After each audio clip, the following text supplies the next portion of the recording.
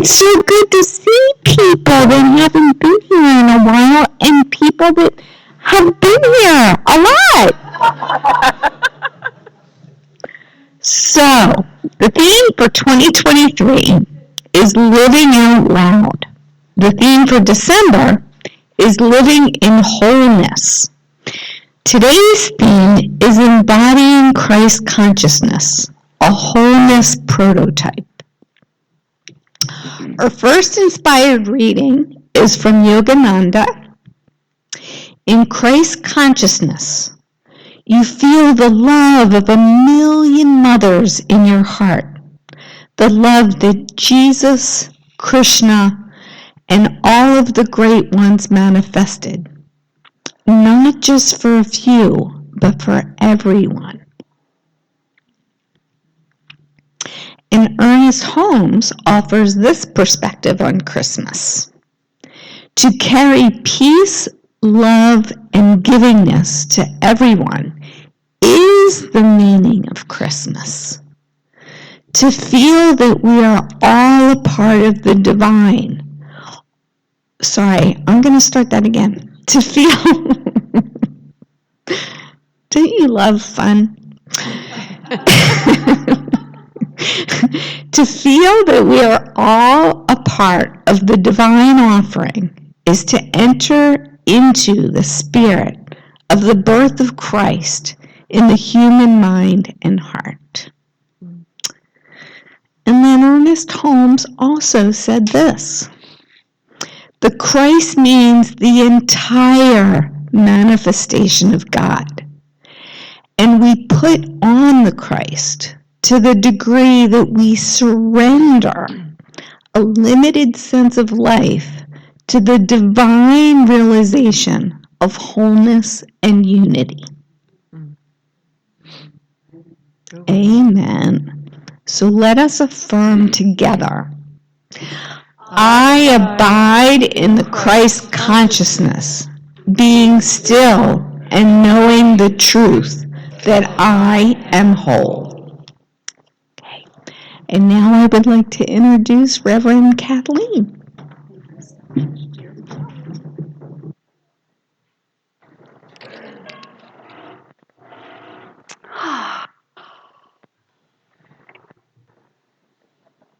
Wow. I think it's this way. So again, take a moment and just sense the energy of the heart and the energy of the season. I am just imagining in this moment that there are people all over the world, or at least in this time zone and beyond, that are involved in a celebration of some kind or another, the festivities of the season. And I am also imagining that this beautiful energy is the energy of the divine, the energy of the Most High, the vibrations of the Most High. Love, peace, joy, that givingness of the heart, that delight in celebrating with family, with friends. And I'm so grateful, Ami, that you're offering that to be sure that everybody has a place to celebrate together. It really is a time that offers us, I would say, a portal through which we can step into that greater idea of who we are in the mind of God. Wide open for us to manifest those qualities of our divinity, which are wholeness. You know, this has been a whole month about living as wholeness, as completeness, as perfection, that truth of our essence. It's Christmas Eve. And let us embrace and give thanks for and celebrate the great master teacher, Jesus, who is a prototype of wholeness, the Christ consciousness, a role model, an example for us to follow. It is Christmas Eve, and can you hear the call of all-inclusive love? We've been immersed in it already. I've been seeing lots of hugging and celebrating that's going on with each person here. That all-inclusive love that does not leave others out but includes everyone. And in the words of Jesus, I have loved you. This was the commandment that he gave. He gave a new commandment. He says, as I have loved you, so you must love one another. He's talking about all-inclusive love. It's not just, just you disciples love each other. He's talking about a love that, a heart and a love that envelops the entire planet. So with that in mind, I want to speak to this idea of Christ consciousness and also this beautiful time of celebration known as Christmas.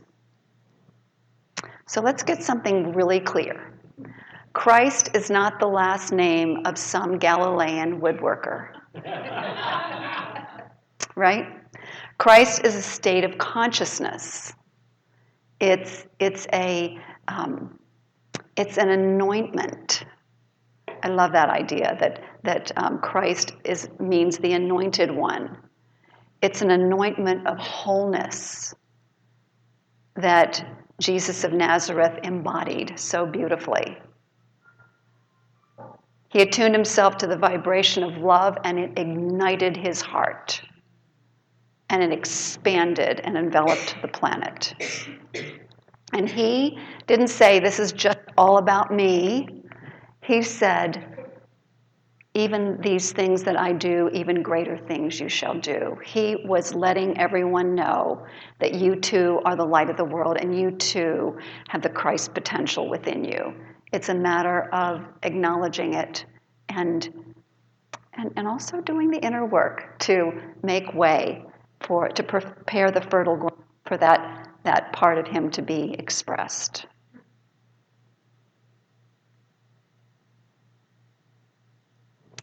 And the stories of the birth and the life of Jesus the Bible was written by mystics, people who were mystics. And I just am so thankful that I took a course from George Lamsa's Institute on the Aramaic Bible and the interpretations and the understanding of George Lamsa, who came from an area on the planet that still speaks Aramaic today, and understands that this teaching is symbolic. It's, the mystics who wrote it embellished their stories. They took, the life of someone, but they embellished the story of the birth to tell a story of the birth of Christ consciousness in our own being. It's meant to be very personal, a way to inspire, just like other great myths, to inspire.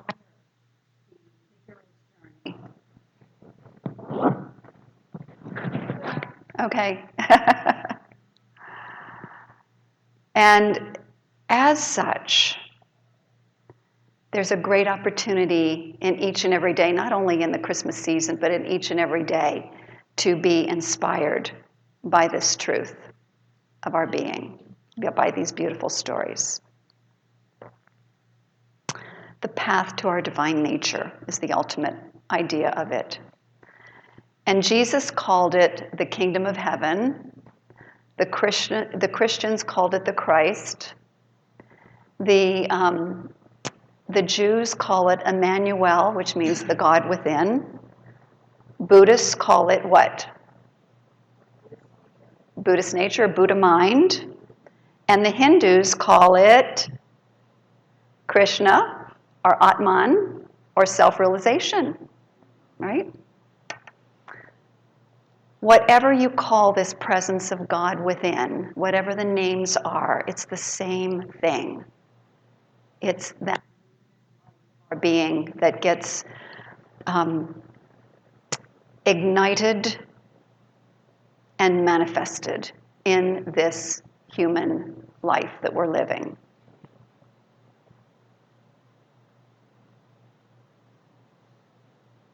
So I'd like to read to you this beautiful quote by Yogananda, Hindu prophet,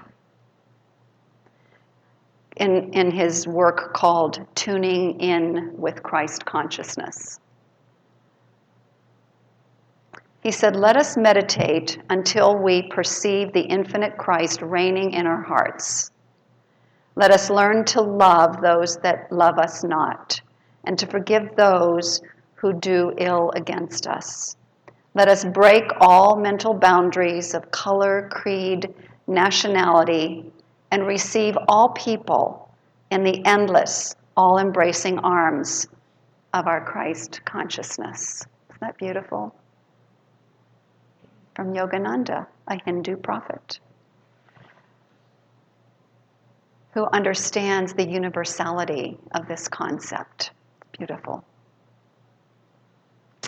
Okay, that's Christ consciousness. Let's look at this thing called Christmas.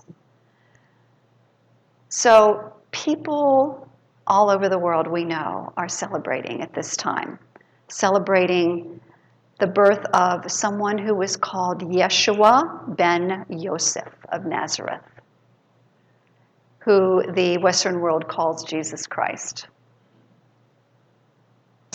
In 3 short years, amazing miracles took place with his teachings. 3 short years, and traveling no more than 200 miles. His teachings of wholeness and oneness and love have touched the hearts of billions of people over the span of more than 2,000 years. I mean, think about that. And I love what I just read, actually, in Science of Mind magazine. Dr. James Allen Francis in 1926 said this about Jesus. He said, "All the armies, navies, and leaders that have ever existed, all put together, have not affected life of humanity on earth as powerfully as the one solitary life of Jesus." Wow, think about it. So it is fitting that we celebrate his birth. And one of the things that I love doing is I love retelling the Christmas story from the mystical or metaphysical standpoint. And I've done that several times. Today, though, I'm going to invite us to experience Christ consciousness, just as I did to start off the service, to be the embodiment of it. And I'm going to invite you to use the image in the Christmas story of the baby in the manger. But before that, I want to illustrate by telling you a story that was related to me by a fellow minister, and what he calls the greatest spiritual experience that he has had in his entire lifetime. And it happened when he was a child. So this is what he was doing. He was listening, he was at home listening to Christmas carols, and he was dancing and he was singing along and he was having the time of his life. And suddenly, as Away in the Manger started playing and he was singing and dancing, he closed his eyes and he imagined in the center of the living room the baby Jesus in the manger. And as he did so, in his imagination, this beautiful little being of light radiated such intense light, of the light of love, that it enveloped him and then enveloped the whole world. And as he recounts it, he said that his heart broke open. And he had what he later realized was a mystical experience, an experience of oneness and unity with all life. This is a child. Amazing experience. He went on to become a minister, so obviously it really touched his life and moved him forward. But that beautiful, mystical experience of the Christ, the heart opening, the awakening to oneness. Joy to the world. And I'm going to offer a quote from The World's Religions by Houston Smith. He said, Jesus located the authority for his teachings not in himself, but in his followers' hearts. He said, in essence, that his teachings are true because your heart attests to it. Anybody get God bumps or whatever when you hear truth? I do. Houston Smith writes that the one primary aspect of Jesus' teachings was the idea of healing all divides. Oh my gosh, that is still just so potent and important for this day and age. He said Jesus noted labels that divided people of his time. Clean and unclean, pure and defiled, sacred and profane, Jew and Gentile, righteous and sinner. Jesus saw social barriers like these as an affront to the central teaching of love and compassion. And so he modeled unity and inclusion by hanging out with tax collectors, hanging out with outcasts, hanging out with prostitutes, and he also even healed on the Sabbath, healed people because his heart was drawn to do that. These were like no-nos in that day and age, really big no-nos. And that's what made him a social prophet, one who advocates a new vision for humanity that we still carry with us in our hearts to this day. So I have a final story for you. So it was a bitter, bitter, cold December day, and a woman was in the process of shopping, but she was going from one place to the next, and she spotted a homeless man on a bench in this bitter cold with a threadbare coat and a paper bag wrapped around his neck to stay warm. All of a sudden, a young girl came by, saw the man, took off her woolen scarf and put it around his neck, and then slipped away. The woman who witnessed it was blown away because she was there she was in pity, feeling sorry for him, but not taking action. This young woman moved into action. She embodied this thing called Christ consciousness, which is not just a state of mind, but it is a state of action. And then at that point in time, the woman made a new commitment to no longer be a spectator, but to be actively engaged in being that presence of love and understanding in action. I'd like you to yawn and stretch and breathe. Beautiful way to get all of our circuits back completely, totally activated, ready. And I'd like you to turn within and invite yourself to step through this portal so beautifully provided by the energy of the time that we're in, this Christmas Eve, this beautiful Christmas Eve. Opening your heart even further, stepping through the portal, and seeing before you the baby Jesus in a manger. This beautiful imagery, this representation of radiant, vibrant, unconditional love. And I invite you to see in your mind's eye as that love that is so powerful, enveloping you.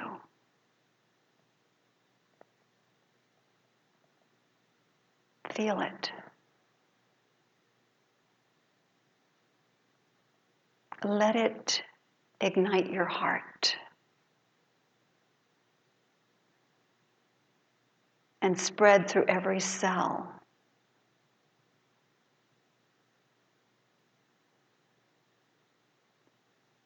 and continue to radiate and vibrate and pulsate as it fills your human energy field, 12 feet in every direction, this beautiful globe of light that we stand in.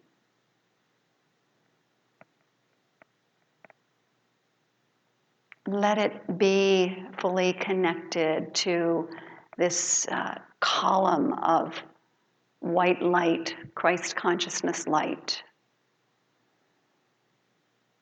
that also envelops our being, inclusive of the globe of light. And then let that beautiful light of the Christ being, actually, let's take the baby and the manger into the heart now. So the fullness of that light, that fully orbed light of love, oneness consciousness, Christ consciousness, is implanted in our heart and now radiates out to envelop the world. And remember to continue to breathe.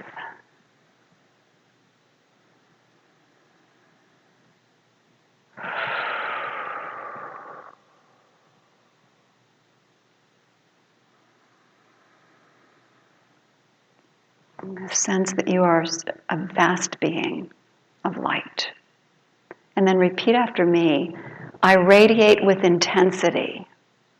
I radiate with intensity. The light of my divine self. The light of my divine self. And say it with a greater sense of commitment and enthusiasm. I radiate with intensity the light of my divine self. I radiate with intensity the light of my divine self. I radiate with intensity the light of my divine self. I radiate with intensity the light of my divine self.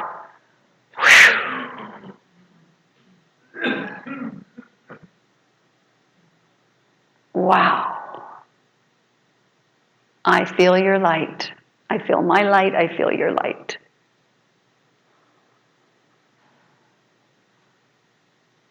And when you're ready, you can open your eyes, seeing anew, freshly, who we are in truth and whose we are in truth. And so it is, my friends. Namaste.